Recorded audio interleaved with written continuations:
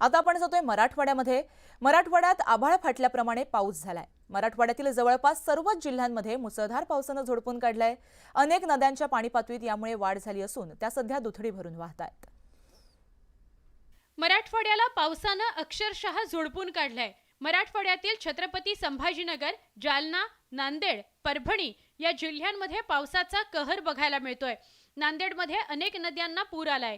नांदेडमधील आसना नदी दुथडी भरून वाहतेय। या पावसामुळे अनेकांच्या घरात पाणी गेलंय।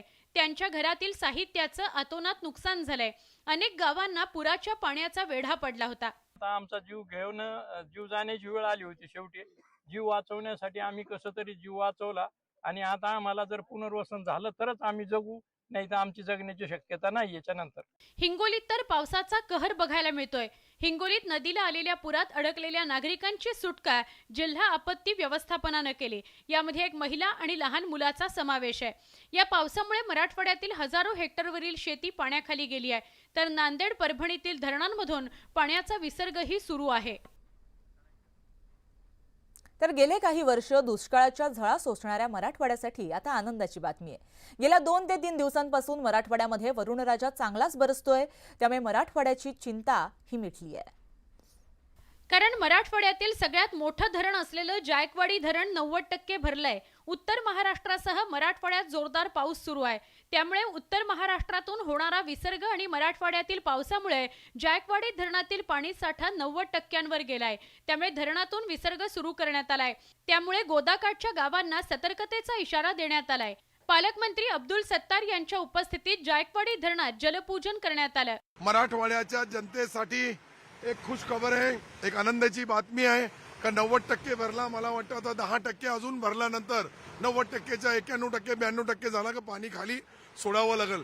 वरती हवामान खात्याने अंदाज दिलेला आहे का अजून 2-3 दिवस या ठिकाणी रेड अलर्ट घोषणा झालेली आहे। जायकवाडीतून पाणी सोडण्याबाबत मंगळवारी निर्णय घेण्यात येणार असल्याचं समजतंय। मात्र जायकवाडी भरल्याने मराठवाड्याची तहान भागणार आहे। आंध्र प्रदेशात आणि तेलंगणामध्ये पावसाचा कहर पाहायला मिळालाय।